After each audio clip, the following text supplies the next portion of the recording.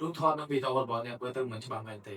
អាចបណ្ដាលមកពីធូលីនៅក្នុងកែលែនរបស់អ្នកឬក៏ធូលីនៅក្នុង sensor កាមេរ៉ារបស់អ្នក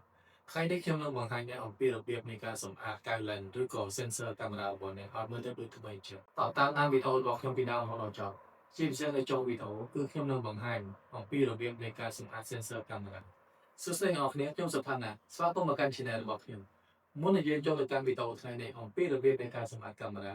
សូមចុច like share និង follow ដើម្បីទទួលបានវីដេអូដែលមានប្រយោជន៍ផ្សេងទៀតមុននឹងយើងចាប់ផ្ដើមគឺយើងត្រូវការឧបករណ៍សម្អាតដែលត្រឹមត្រូវ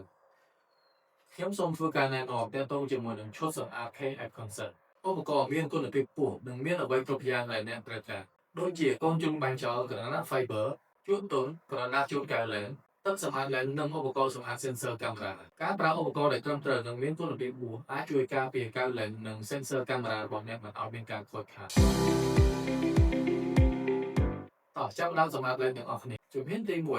1ប្រើកូនជ្រុងបាញ់ចោលដើម្បីបាញ់ធូលីចេញពីផ្ទៃលែនជាមុនសិន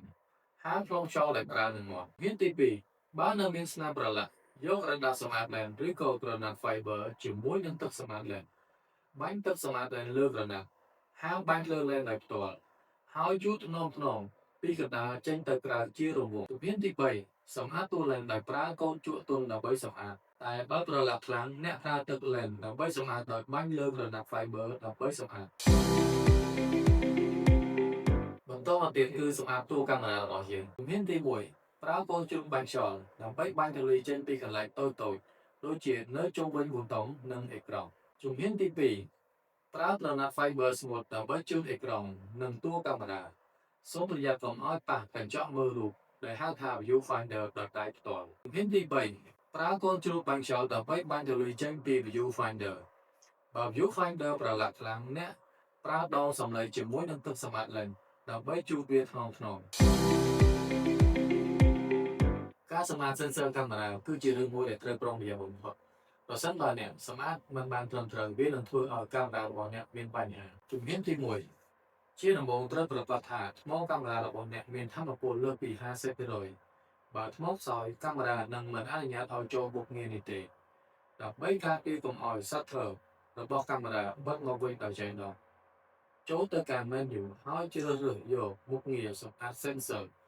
ដើម្បីឲ្យ shutter បើកដោយប្រាកដថាកាមេរ៉ាស្ថិតនៅកន្លែងស្ងួតនិងគ្មានធូលីហុយឲ្យសោះជំហានទី2ប្រើកូនជ្រុងបាញ់ខ្យល់ចូលទៅក្នុង sensor កាមេរ៉ាសម្អាតធូលីធំដោយដាក់កាមេរ៉ាកាប់ចុះទៅក្រោមដើម្បីបាញ់សម្អាតធូលីជំហានទី3បើចាំបាច់ប្រើឈើជូតសម្អាត sensor ដែលមានទំហំត្រូវនឹង sensor full frame ដាក់ទឹកសម្អាតតែពី3តំណក់លើក្បាលជូតហើយជូត sensor ដោយគ្រាន់តែអូសតែមួយខាតហើយត្រឡប់មកវិញតែម្ដងប៉ុណ្ណោះ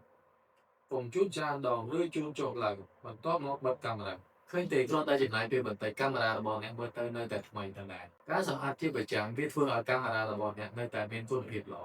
និងធានាបានថាអ្នកទទួលបានរូបថតឬក៏វីដេអូដែលមានគុណភាពល្អឥតខ្ចោះអរគុណសម្រាប់ការតាមដានវីដេអូនេះពីដើមរហូតដល់ចប់ជួបគ្នានៅវីដេអូក្រោយ